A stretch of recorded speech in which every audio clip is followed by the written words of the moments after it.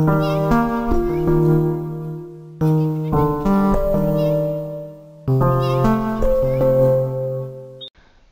Morning বন্ধুরা, welcome back my channel. আশা করি আপনারা সকলে ভালো আছেন আর আমিও ভালো আছি।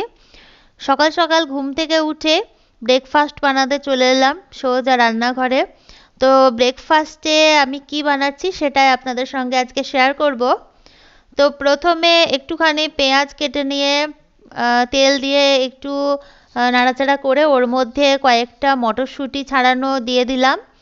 তো সেটাও একটু নাড়াচাড়া করার পর একখানা বা দুখানা পরিমাণ মতো ডিম দিয়ে তার উপর থেকে একটু লবণ, স্বাদ মতো হলুদ আর জিরে ধনে গুঁড়ো দিয়ে দিলাম। তো ভালোভাবে সমস্ত উপকরণ একটু নাড়াচাড়া করে ভেজে নেব। আর উপর থেকে দিয়ে দেব একটা কাঁচা লঙ্কা কুচি। ছেলে খাবে তার জন্য ঝালটা এখানে একটু কম পরিমাণে দিলাম। আপনারা যদি একটু বেশি ঝাল খান তাহলে বেশি কাঁচা লঙ্কা এখানে দিতে পারেন। তো সমস্ত উপকরণ ভালোভাবে ভেজে নিলাম ডিমগুলো। তো উপর থেকে এখন মুড়ি দিয়ে দিলাম। মুড়িটাও একটুখানি ভেজে নেব। মুড়িটা না একটু ভেজে নিলে বেশ মচমচে হয়, খেতে খুব ভালো লাগে। আর এখানে যদি শসা কুচনো দেওয়া হয় তাহলে আবার মচমচে ভাবটা চলে যায়, তো ভালো লাগে না খেতে। তার জন্য শসা দিলাম না। আর উপর থেকে দিলাম হচ্ছে মানে অল্প পরিমাণে চানাচুর, খুব বেশি দিলাম না। সকালবেলা তো চানাচুর খেলে আবার অন্যরকম ব্যাপার হয়ে যেতে পারে, তো তার জন্য। তো এই তো আমার মুড়িগুলো ভাজা হয়ে গিয়েছে। তো এখন সকলে মিলে গরম গরম মুড়ি ভাজা খেয়ে নেব। আর তার সঙ্গে তো একটু চা মাস্ট, চা তো সকাল সকাল লাগবেই, তার জন্য চা বসিয়ে দেব। আর গরম জল দিয়েই চা করছি, একদম তাড়াতাড়ি হয়ে যাবে তার জন্য। তো এখন শীতকালে একটু লবঙ্গ, তারপর একটু আদা, একটু গোলমরিচ থেতিয়ে দিলে বেশ ভালো লাগে। আর শীতের সময় ঠান্ডা লাগার প্রবণতা একটু বেশি থাকে, তো তো এটা খেলে না ঠান্ডা লাগা একটু কমে। মানে ঘন ঘন ঠান্ডা লাগা যাদের ধাত থাকে সেটা একটু মানে কমে যায় আর কি। এই শীতের সময় আমরা খাই, আমাদের একটু ঠান্ডা লাগার প্রবণতা আছে, তো এই চাটা খেলে দেখি সহজে ভালো হয়ে যায় আর কাশিটাও একটু কম হয়। তো গরম গরম লিকার চা এখানে বানিয়ে নিলাম। তো এখন তিনজনে মিলে খাবো। আর ব্রেকফাস্টের জন্য একদম সহজ উপায়, যদি কিছু না থাকে ঘরে, রুটি বানাতে ইচ্ছা করছে না কি পরোটা বানাতে ইচ্ছা করছে না, তো ঝটপট এই জিনিসটা করে খেতেই পারা যায়।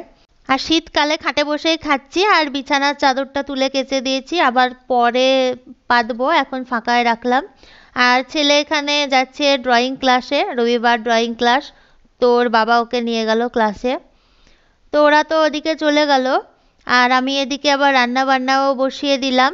তো বসিয়ে দিয়ে দুদিকে দুটো পদ বসিয়ে দিয়ে এখন পুরো বাড়ি ঝাড় দিয়ে নেব। তো পুরো বাড়ি ঝাড় দিয়ে এখন মুছে নেব। এই ঝাড় দেওয়া মোছা কাজটা সব থেকে মনে হয় সংসারের মধ্যে ভারী আর বড় কাজ। তো সকাল সকাল মিটিয়ে নিতে পারলেই খুব ভালো হয়ে যায়। তো তার জন্য ঝাড় দিয়ে একেবারে মুছে নেব। আর সঙ্গে সঙ্গে রান্না বান্না তো আছেই, সেটা তো দুদিকে বসিয়ে দিয়েছি, চাপ নেই, হয়ে যাবে। দুটো রান্না নেমে গেলেই রান্না বান্না ঝামেলা অনেকটা পরিমাণে কমে যায়। তো তারপরে আরেকটা পদ রান্না করে ভাত বসিয়ে দেবো, ব্যাস হয়ে যাবে। আর শীতকাল, ভাতটা হওয়ার সঙ্গে সঙ্গে লেপের মধ্যে তোয়ালে জড়িয়ে রেখে দেবো, তা একদম গরম থেকে যাবে, যখন খাবো তখনই গরম।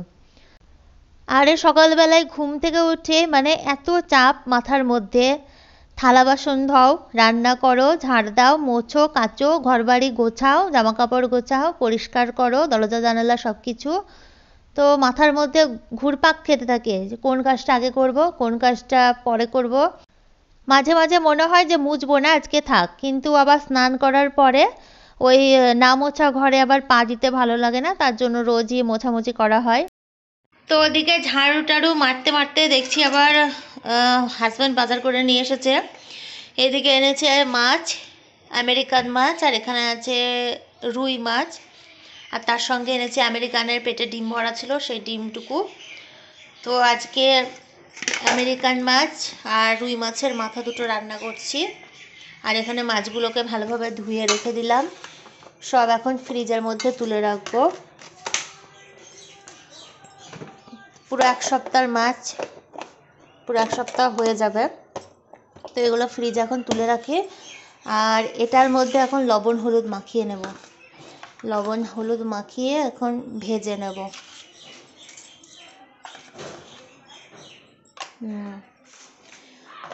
তো এদিকে আবার রান্না বান্না করবো, আর এদিকে এই তো এক ব্যাগ সবজি নিয়ে আসা হয়েছে, এগুলোকে গুছিয়ে গাছিয়ে রাখতে হবে।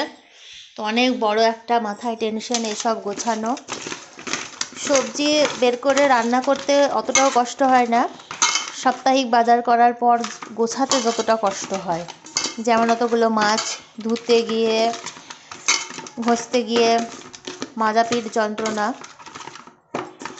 এখন দেখি সবজিগুলো ফ্রিজে জায়গা করতে হবে, কারণ কালকে আমি সবজি নিয়ে এসেছিলাম, আজকে আবার নিয়ে এসেছে, তো ফ্রিজের মধ্যে দেখি কিভাবে জায়গা হয়। মাছগুলোকে ভেজে নেব। এখন তো আর কথা বলা যাবে না, চিমনির শো শো আওয়াজ ওই যে শুরু হয়ে গেল, কিচ্ছু শোনা যাবে না। তো মাছটা আমি এখন রান্না করে নিই।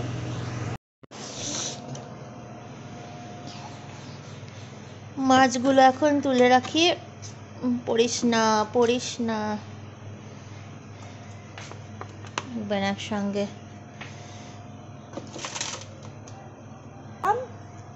আর সেদিনকে চিকেন খেয়েছিলাম, আর চিকেনের কিছু সলিড পিস এখানে রেখেছি, একদিন চিকেন পাকোড়া হবে, তার জন্য চিকেন পাকোড়া খেতে খুব ভালো লাগে।